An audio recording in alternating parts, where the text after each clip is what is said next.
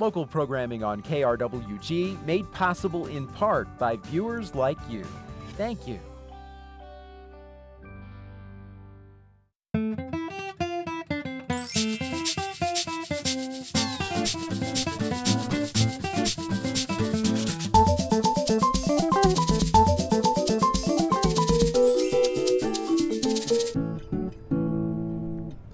Hello and welcome to Fronteras, a Changing America. I'm Anthony Moreno. Today we discuss anthropological research of the Maya women of Chiapas, Mexico. To share with us her experience and a compelling individual story is Dr. Christine Eber, author and professor emerita of anthropology at New Mexico State University. Dr. Eber is author of the book, The Journey of a Tzotzil Maya Woman of Chiapas, Mexico. Dr. Eber, thank you very much for being here with us. Thank you, Anthony. It's a pleasure. Now, I would like to start off if you could define Tzotzil, that word for us. Tzotzil is the dominant Mayan language in highland Chiapas, Mexico, spoken by hundreds of thousands of people. So it's very much alive and well.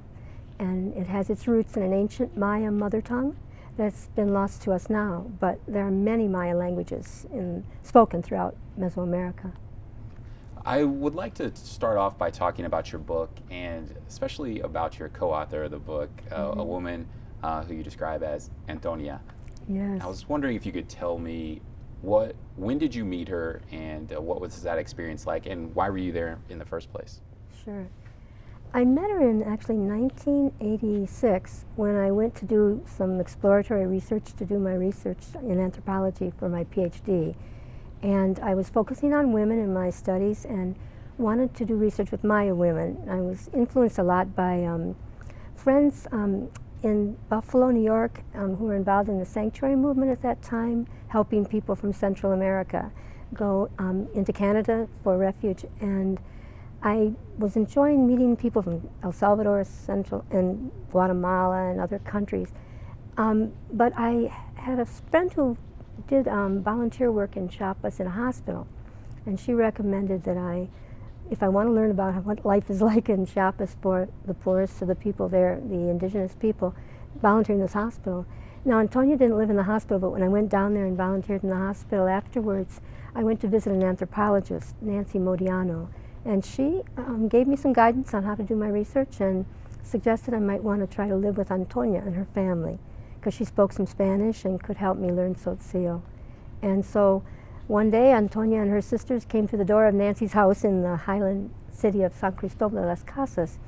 And I do remember thinking she was probably the most beautiful woman I'd ever seen. And I didn't know at that time what would lie ahead for both of us. And it's been now about 30-year friendship, and I've learned so much from her. And I think it's been an exchange as well, where she's learned a lot about our lives here and how we can cooperate together across our language and cultural differences and national boundaries as well. Now, Antonia's story starts in the book when she remembers her childhood.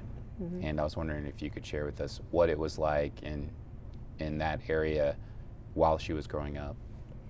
Well, folks were extremely poor, but the definition of poverty in Maya communities was focused more on if you didn't have enough crops or enough people to farm the land, then you were poor. And people didn't look at poverty in more structural terms as they do today, since they've been influenced by a lot of their involvement in social movements of the Catholic Church and the Zapatista movement. So today they see it as linked to government policies and economic and social inequality. But back then they thought if you worked hard enough and you had enough kids to work the land, and God looked down favorably upon you and you practiced all the traditions to respect the Mayan deities as well, then the earth would send good crops and life would be good. But they've changed their attitudes about the roots of poverty today due to all of their experiences with the government policies and the government's neglect of their lives and way of being and cultures and languages. I'd like to talk about that here shortly. I want to know a little bit about Antonia's education. And it seems like her story is pretty similar to many in that region. When they reach the level of the 6th grade, there's some big decisions to be made, and they are no longer considered children, they are considered adults. And I was wondering if you could tell us a little bit more about that. Yes. Well, Antonia had learned Spanish quite well in grade school, and that was one reason why Maya parents thought it was worth sending their kids to school, because at least they could learn Spanish and also how to do arithmetic and defend themselves in the marketplace for the most part. They saw it as a practical skill. But Antonia loved learning and was passionate about learning about the world, and she wanted badly to go to school, but the only middle school was in the town of San Cristobal, an urban center.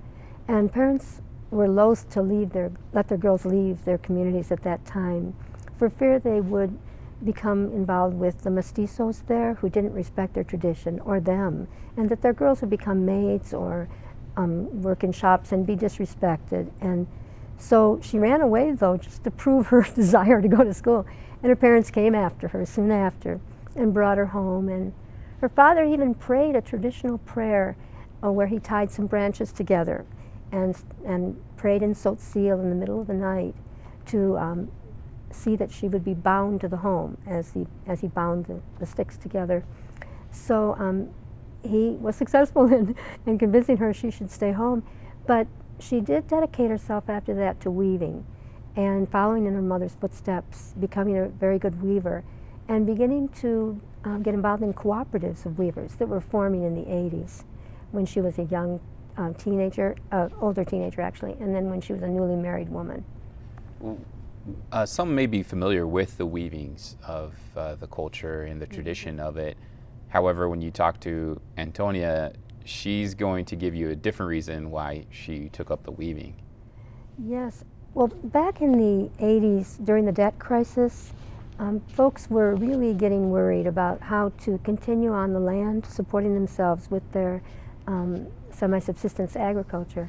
And men were trying to plant cash crops like coffee, and they put a lot of hopes in coffee being a panacea for their problems. The reason why they were suffering was because the government cut back its support for farmers and public works projects that the people would get involved in for extra money to supplement their food production. So coffee, though, wasn't a real stable product and very vulnerable to fluctuations in the world market. And in 1989, I remember, soon after the couple had planted their coffee, the price fell in half, 50%. And so Antonia realized that she and the other women in her community were going to have to help provide income through selling weavings. So coffee was just going to be one strategy, and weavings and producing other things that you can raise and selling your eggs that you have from your chickens or your fruit or whatever you might produce, that would be a way to make extra money. In Antonia's community, there is a saying of wanting to be a true woman or what a true man is. Could you give us those definitions? Sure. The Tzotzil concept for a true woman is Batsi Ans, a true woman, and Batsi Vanik, true man. These concepts sort of crystallize the idea that men and women learn to be proper members of their community by acting respectfully to one another and fulfilling duties that are prescribed for each gender. So there was a very strong gender division of labor when I first arrived in the 80s. Women were the household managers. They took the food that the men brought in from the fields and they transformed it into the food that the family ate. They took care of small animals, raised some food in the gardens, and they also were involved with their husbands in the fields. So women worked in the fields as well. Women worked triple days, basically. And I remember when electricity came in, just in the early 90s, that actually was a mixed blessing. It lengthened women's workday. Whereas when I was there in the 80s living with the family doing my PhD research, they would go to bed at like 8:30 or 9 as soon as they'd have a chance to talk around the fire and had finished the evening meal. And everybody got up around 4, so they were pretty tired anyway. But then when electricity came, women could actually stay up till midnight or later weaving because they could make more money that way. So women were staying up really late and then getting up really early. And I saw that trend and saw how it was mixed for them. One of the things that happened in the early 90s was also the passage of NAFTA. Mm-hmm. And I was wondering if you could tell us a little bit about how that really impacted the region of Chiapas and the community of Antonia. Mm-hmm. Well, when NAFTA passed, folks really saw it as the last nail in the coffin, so to speak, because they had already suffered the debt crisis and the withdrawal of subsidies for farming and public works projects that they depended on to make some extra cash.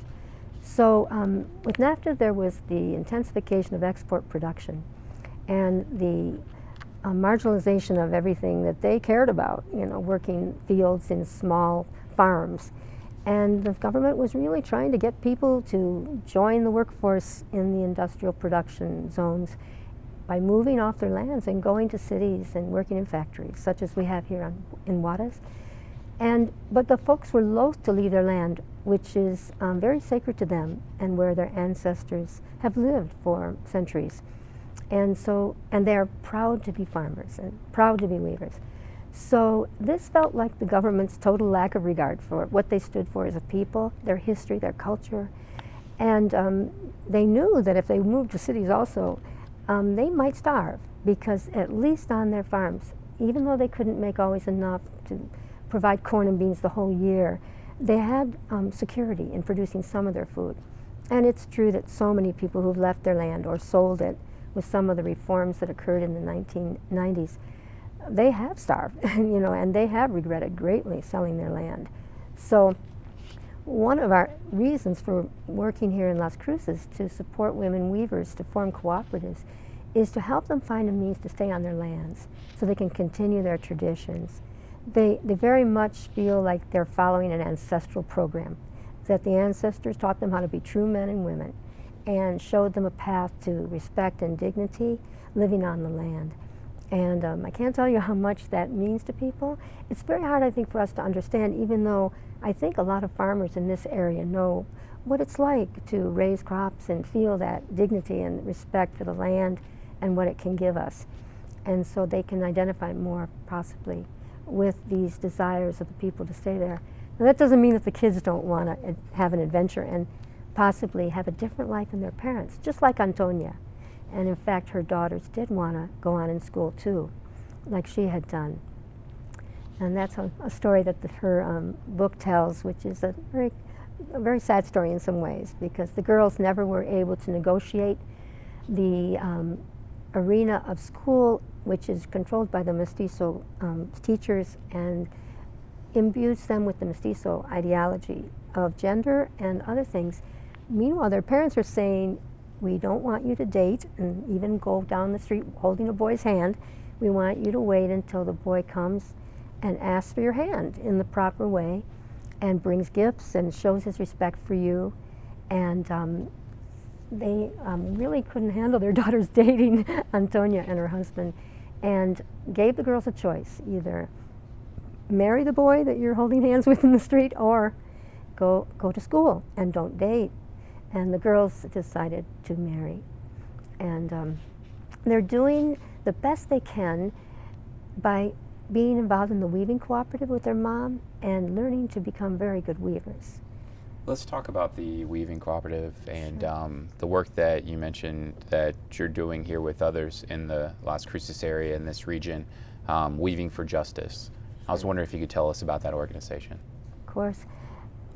Actually, it has its roots in the year I left Chiapas after finishing my PhD fieldwork, and I asked Antonia what I could do to give something back to the women who had given me so much and their families. And she didn't skip a beat, and she said, and the other women reiterated it, help us find markets for our weavings in the U.S., because we've got to find a way to sell our weavings, and we just don't have markets here in Highland Chiapas. So back in the U.S., in Buffalo, where I was living at the time, I joined forces with friends, and we just found markets wherever we could find them and took orders for weavings. I went later to Connecticut to teach, and then eventually came here right after the Zapatista uprising in 1995. And actually, Neil Harvey had come here a year before. He also has conducted research in Chiapas for many years. And together we formed a network of solidarity for the people of Chiapas as the Zapatista uprising had kind of captured the imagination of a lot of our students here. And it had definitely captured Antonia and her family's minds and hearts. And they had become very fully engaged in that movement. So with students and community members, we began to find markets for the weavings here. And we didn't have a name for ourselves for a long time. As students come and go, it was a pretty flexible network. And I worked with folks in El Paso, in fact, too, who had a solidarity network there for the Zapatistas. And we eventually, I took a delegation actually in 2003 of women to Chiapas. And that was transformative, I think, for many of them. 11 of us went. We stayed in the homes of the weavers in Chenalo. And they learned a great deal about struggle for social justice there. When we came back, we formed a group called Las Cruces Chiapas Connection. And that's what we were known as for all these years up until just last year when we, one night brainstorming, our group of now 7 women who are fairly rooted here in Las Cruces and very committed, just decided, well, maybe weaving for justice says better what we're doing, because that's what the women are doing. They're weaving for social justice, and we're trying to support that effort up here. And you mentioned in the book how you were, surprised by how connected the women were in the community to social justice. And you mentioned the Zapatista movement, which was very alive when you first arrived here at New Mexico State University, and people were aware of that. However, people may not be aware of that movement right now. I was wondering if you could share with us more about that movement, what it was about, and really what it became. Of course. I want to say that it did come as a big surprise to me when the Zapatistas rose up in 1994, as it did to almost all my colleagues and Antonia and her friends in the highlands of Chiapas. But prior to that movement, seeds had been sown for social justice by the Catholic progressive movement called Liberation Theology in many parts of the world, but the Word of God movement in Chiapas. And when I first arrived at Antonia's house and to stay with her and her family, I'll never forget how every night they'd sing hymns, sing Tzotzil around the fire, and laugh, and just were totally impassioned about changing the world for the better for everybody. They formed cooperatives among the progressive Catholics at that time. And then the Zapatistas came. And they came up to the highlands of Chiapas after the uprising and began to speak to fellow Mayan people, saying what they were all about. And Antonia and her husband recognized this is our struggle too, We're Maya. We don't speak the same language maybe that these people speak, but we're all poor peasants and our government is not respecting us. So they began to form little groups called bases de apoyo, support bases, community groups, unarmed civilian groups who tried to enact the Zapatista agenda. And I've had a lot of people ask me over the years, well, what's happened to the Zapatistas? And, are they still around? And are they strong? Did they succeed? And I think one big lesson I've had over the years watching all my Zapatista friends and also their fellow Catholics who are in another movement called the Bees, Las Abejas, is that when you embody what you aspire to on a daily basis, you have already succeeded. And so I have watched them embody every day of their lives that dream of creating a world in which everybody's basic needs are met, in which people have a cooperative spirit and don't compete for the scarce resources as it's been customary to do in our capitalist economy. So I have been deeply inspired, and I think that's what caught the imaginations also of our students here at MSU, was just this new world that these people were trying to build, an anti-globalization movement, so to speak. Not that globalization is completely bad, but it has had some very negative effects in this region of the world and in most developing nations. So, but over the years I realized that students weren't as aware and the public wasn't as aware, and interesting thing happened just about a week ago when one of the groups of co-ops we work with in Chiapas, they are Zapatista teachers. They sent a box of weavings to us of lovely shoulder bags, and this particular shoulder bag came, several of them in fact, and it says on here, Viva EZLN. That is the abbreviation for the Zapatista Army of National Liberation. And a young man picked this bag up and he said, "What is that all about?" and everything. And I explained to him who the Zapatistas were, and he said, "Oh, great, cool, I'll buy this." But I realized when this came up, dozens of these, that we really wouldn't be able to easily sell them because the public just doesn't know really what the Zapatistas are and that they still are alive and well and what they stand for. I was hoping with Antonia's book that we could communicate that daily life in Zapatista communities that is so vibrant and hopeful. I think that we have a kind of cynical attitude sometimes in this country about everything, the changes that are going on. Our politicians are quite cynical. We don't have a lot of faith in them. They also don't have much faith in their politicians, but they have taken it into their own hands, and they are controlling their own lives and their own futures. And they have formed autonomous townships, actually, where they have their own governmental system and their own economic systems. So in some ways, they've had to separate from the government for this time being, until the governments will really recognize their rights, which were actually signed in a peace accord after the uprising, but never implemented by the government.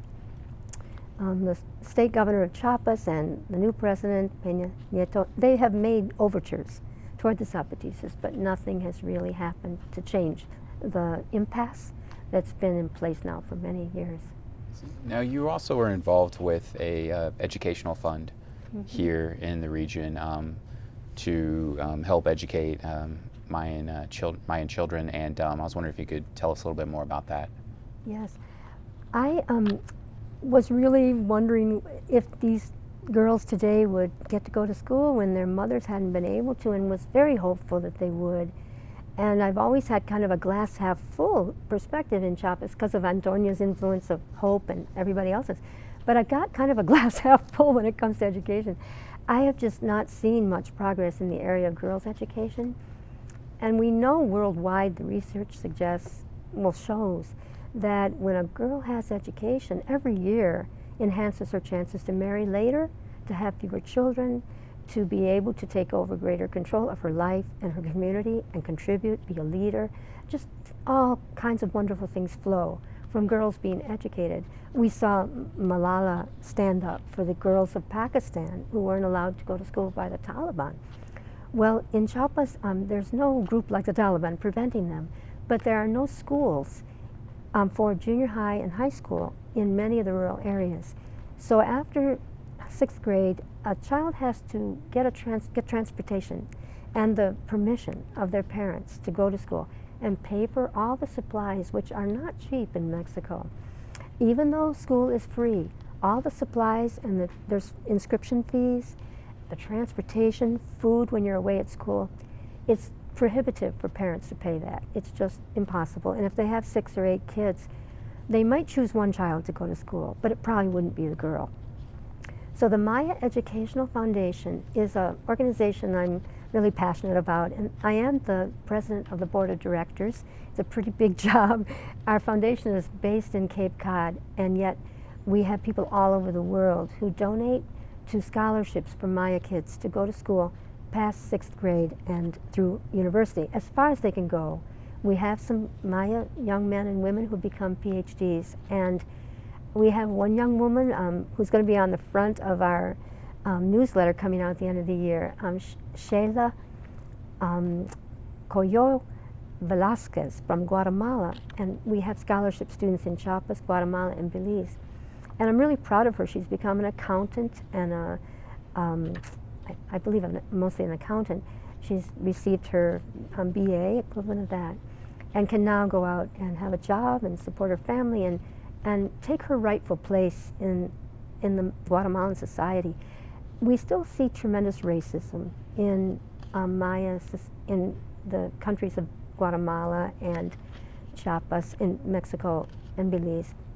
And many Maya young people have trouble negotiating that racism to stand up in school for their rights and even to go to school. They're just afraid to go, and with good reason. But we have seen with our partners in Guatemala and Chiapas and Belize that these young Maya colleagues of ours who organize the program for us, they receive the money, distribute it to the children and young people, and they then give them mentoring and guidance, because they are Maya too, and they've perhaps gotten their BAs and can say, I did it, you can do it.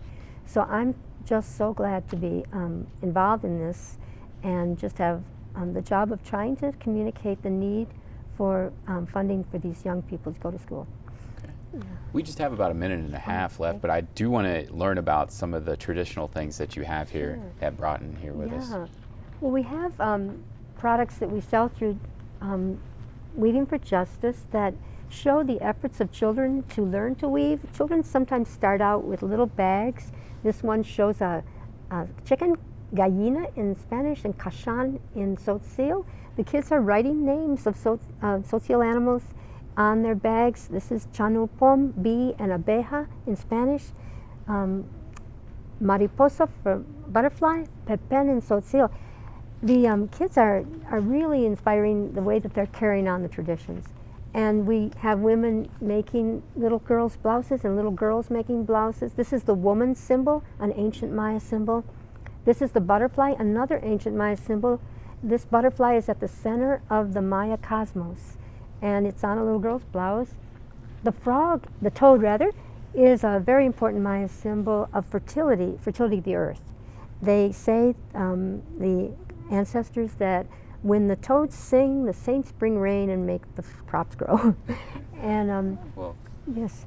Yeah, I'm sorry, but we're running out of time. Yes, it's okay. I really want to thank you for coming in and sharing all of this, and great. especially sharing Antonia's story and your research with us. So thank you very much for joining us here on Fronteras. You're welcome. It's been a pleasure. Bye. Our guest was Dr. Christine Eber. She is an author and professor emerita of anthropology at New Mexico State University. I'm Anthony Moreno. Thank you for joining us on Fronteras at Changing America.